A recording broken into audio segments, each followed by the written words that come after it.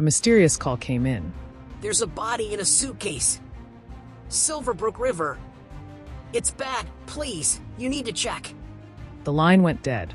Detective Carter slammed the phone down, signaling his partner. Let's move. We have a body to find. But how did a body end up in a suitcase? The Silverbrook River had always been peaceful in the mornings. The soft rippling of the water, the occasional splash of a fish leaping out, and the gentle rustling of the trees made it the perfect place for fishermen to gather before the sun fully rose. Henry, an old fisherman who had been coming to the river for over 30 years, cast his net into the water. He was about to pull it back when something unusual caught his eye, a large, dark suitcase floating near the riverbank. At first, he thought it was just trash. People often dump things in the river, even though it was illegal. Maybe an old bag someone no longer needed. But as the suitcase drifted closer, Henry noticed something strange. It was heavy. Too heavy to be empty. And then came the smell. A foul, rotting stench filled the air, making his stomach turn. Henry covered his nose with his sleeve. He had smelled dead fish, rotting plants, even animal carcasses before. But this was different. Hey, come look at this. He called to his fellow fishermen. A few of them came over, curious. They pulled the suitcase from the water, struggling with its weight. As soon as it was on land, flies began to gather around it. The smell became unbearable. Henry hesitated for a moment before unzipping it. The moment he did, his blood ran cold. Inside were body parts. A severed arm, a leg bent at an unnatural angle, a head wrapped in plastic. Blood had soaked through, staining the fabric of the suitcase. One of the younger fishermen turned away and vomited. A woman standing nearby screamed. "We have to call the police," someone said, their voice shaking. Within minutes, sirens echoed in the distance. Officers arrived, quickly sealing off the area with yellow tape. They took photographs, collected evidence, and examined the gruesome contents of the suitcase. Detective James Carter, a tall man with sharp eyes and a tired expression, stood at the edge of the crime scene, watching as the forensic team worked. He had been in the homicide unit for years, but no matter how many bodies he had seen, murders like this always disturbed him. He turned to his partner, Officer Riley. "This wasn't just a random act of violence," he said, his voice grim. "This was planned." Riley nodded. "We need to find out who this woman was." James looked back at the suitcase, at the remains of a life that had been brutally taken away. He didn't know who she was yet, but one thing was clear: someone had wanted her gone. And they had gone to great lengths to make sure she disappeared. Back at the police station, the forensic team worked quickly. The body found in the suitcase had been badly dismembered, but there were still ways to identify the victim. The forensic pathologist, Dr. Emily Harris, carefully examined the remains. "We managed to lift fingerprints from the victim's right hand," she told Detective James Carter. "I've sent them for analysis. We should have a match soon." James nodded. "What about the cause of death?" Dr. Harris sighed. "Hard to say until we complete the autopsy, but from the way the body was cut up, I'd say the killer used a sharp knife. Possibly a butcher's knife or a cleaver. The dismemberment was rushed and not professional. Whoever did this wasn't experienced. They were desperate." James ran a hand through his hair. That told him something important. This wasn't a cold, calculated killer. This was someone who had panicked. An hour later, an officer rushed into the room, holding a file. "We got an ID, sir." James took the file and flipped it open. A photo of a young woman stared back at him. She had long brown hair, bright blue eyes, and a warm smile. "Ava Thompson, 29 years old," James read aloud. He scanned the information. "She lived alone in an apartment downtown. Reported missing 3 days ago." "Who reported her missing?" Riley asked. James looked at the report. "Her younger sister, Lena Thompson." Riley frowned. "That's interesting. Families usually wait longer before reporting someone missing, unless they already suspect something is wrong." James agreed.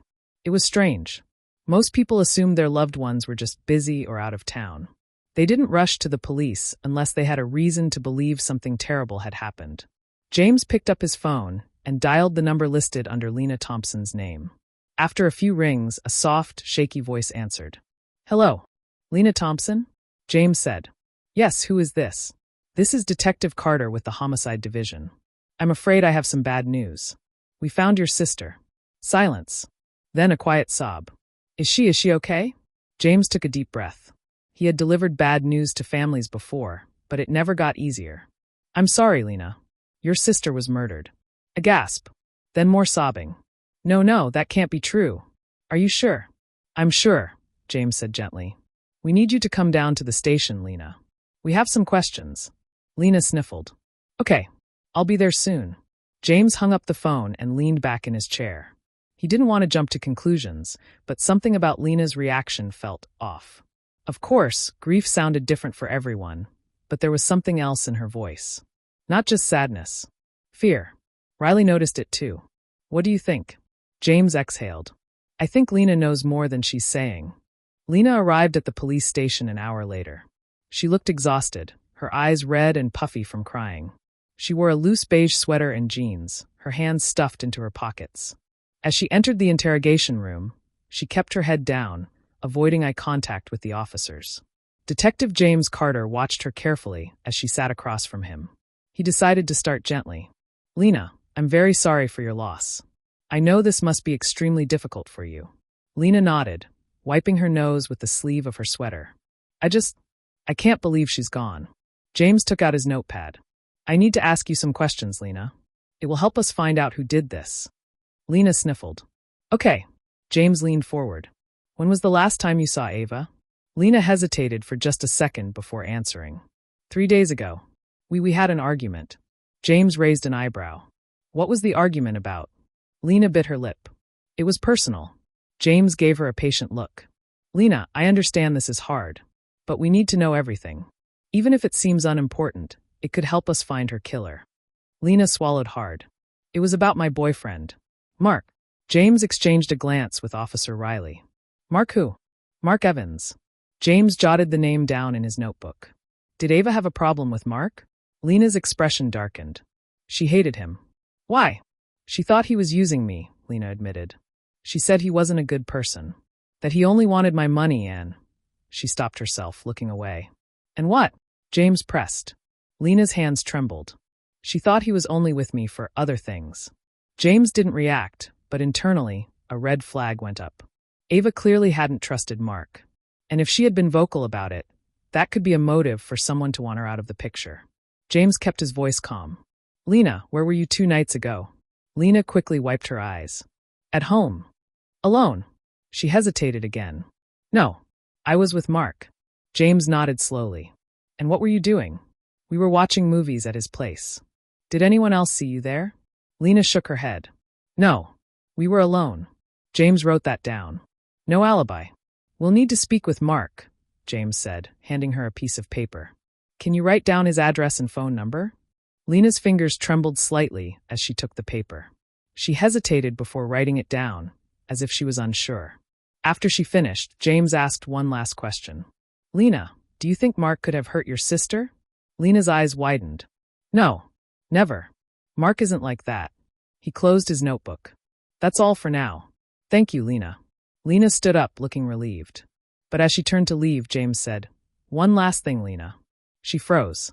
We're going to find out who did this. And if someone is lying, we'll know. Lena forced a small nod and hurried out.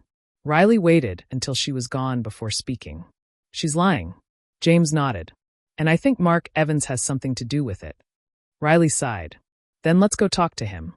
Detective James Carter and Officer Riley pulled up in front of Mark Evans' apartment building later that afternoon.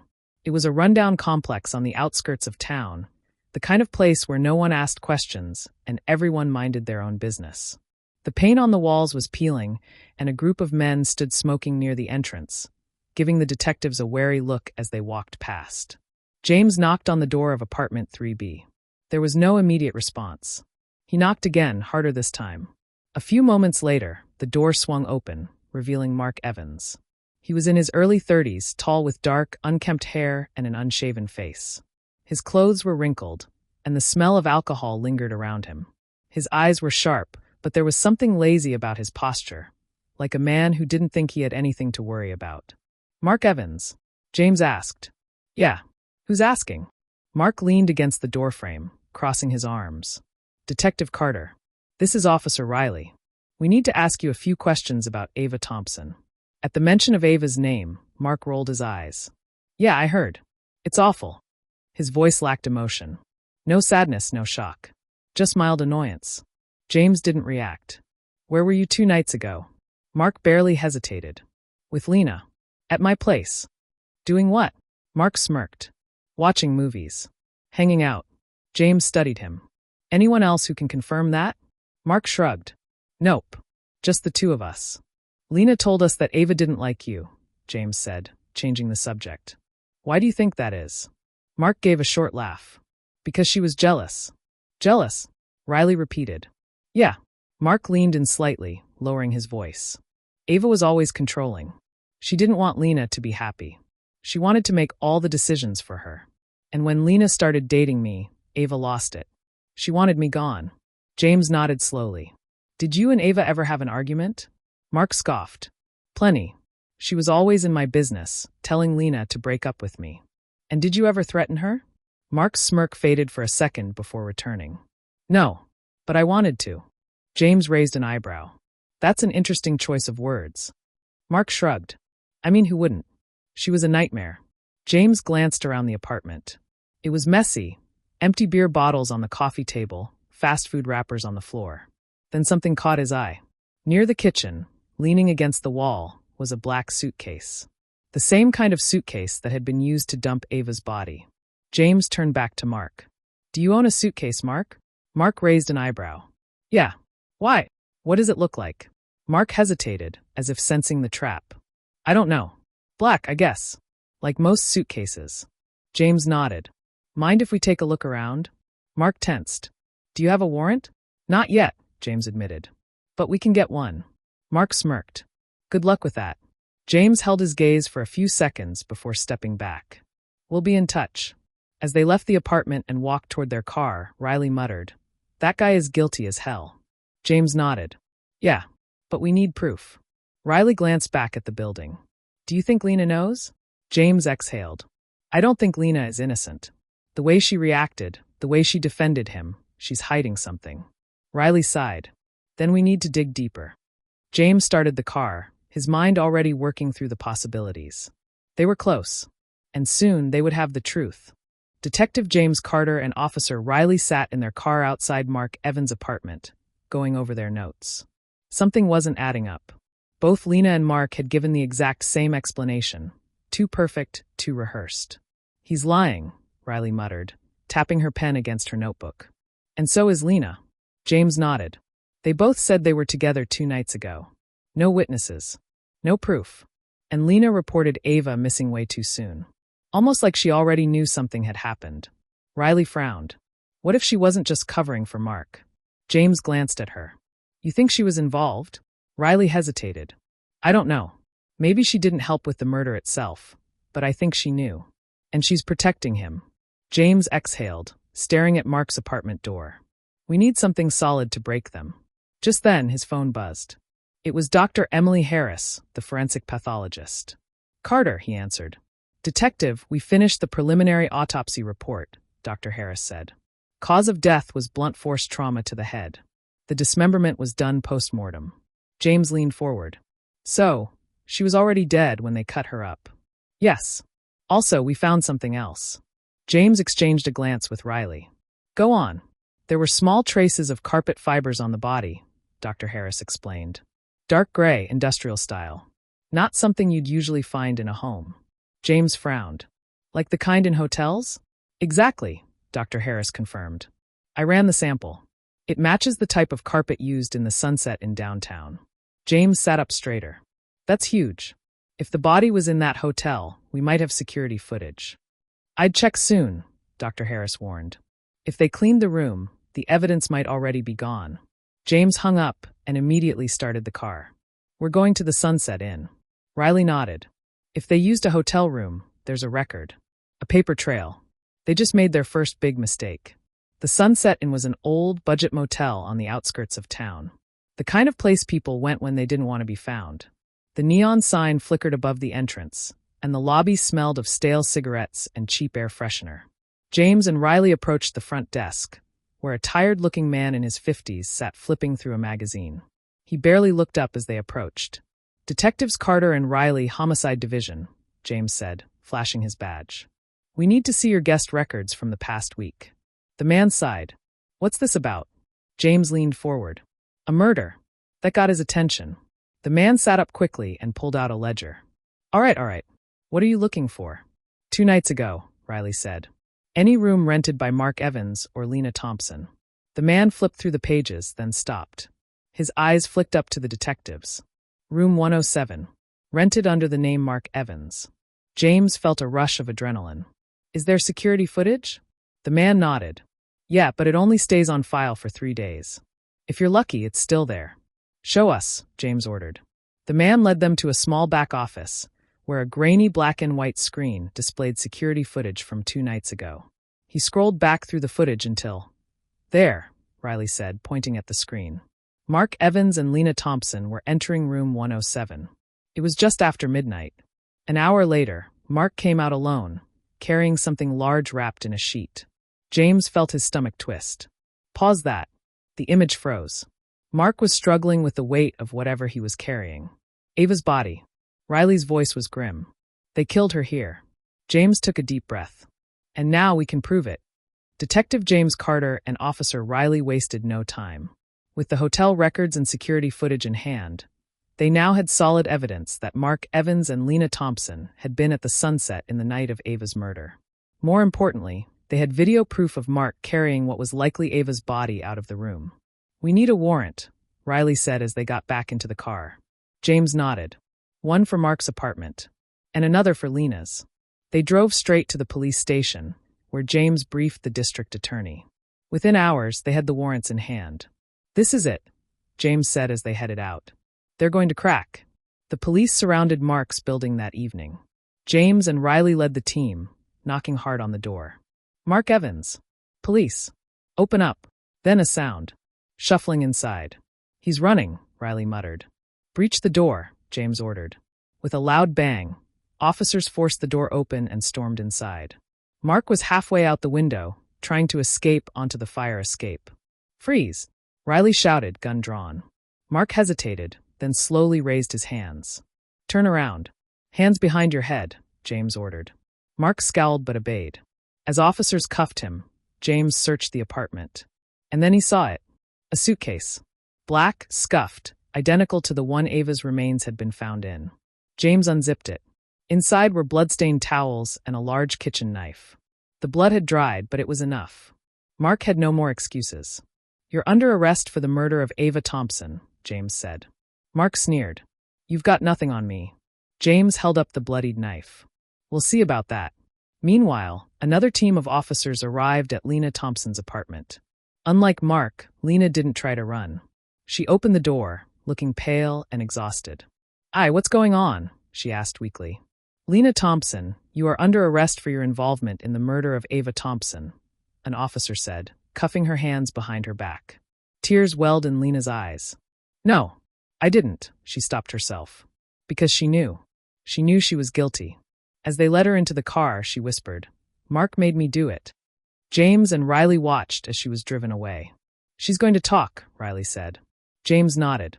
And when she does, she'll bring Mark down with her. They had cracked the case. Justice for Ava Thompson was finally coming. At the police station, Lena sat in the cold, dimly lit interrogation room, her hands shaking as she clutched a tissue. Hours had passed since she was brought in, and despite her initial silence, the weight of the truth was crushing her. Detective James Carter and Officer Riley watched her closely, waiting. You need to tell us the truth, Lena, James said firmly. We know Ava didn't just disappear. We know what happened at the Sunset Inn. Lena's lips quivered. She had convinced herself that she could stay strong, that she could protect Mark. But deep down she knew Mark wasn't protecting her. He never had. He had used her, just like Ava had warned. Tears streamed down her face as she finally broke. It was Mark, she whispered. He said we had no choice. He told me that Ava would never let us be happy, that she was trying to ruin my life. James exchanged a glance with Riley. Did you help him kill Ava? Lena shook her head violently. No, I didn't. He hit her first. I only helped because I was scared. He told me we had to get rid of the body, that if I didn't help, I'd be arrested too. Meanwhile, in the next room, Mark sat with a smirk, arms crossed. Lena killed Ava, he said coldly. I had nothing to do with it. But forensic evidence told a different story. The blood on Mark's clothes, the security footage, the murder weapon, all of it pointed back to him. Within hours, both were formally charged with murder. As the trial started, Lena hoped the truth would come out. She believed the evidence would prove that Mark was the real killer. But Mark had a different plan. His clever lawyer changed the story, making Lena look like a jealous and unstable sister who had killed Ava in anger. Mark was shown as an innocent man who had been forced to help because he was scared. In court, Mark stayed calm and acted like a victim, while Lena, crying and upset, looked guilty. Even though there was proof against Mark, his lawyer argued that Lena had planned everything and made Mark help her. The jury wasn't sure who to believe. In the end, that doubt saved Mark. Since there was no clear proof that he had killed Ava, he was set free. Lena wasn't so lucky. The judge found her guilty and gave her life in prison. She would never leave. Sitting in her cold, lonely cell, she finally saw the truth. Mark had used her from the start, just like he had used Ava. Now, while she suffered in prison, he was out in the world, free to live his life. She had loved him. She had trusted him. And in return, he had let her take all the blame. Now, she would pay for his crime forever.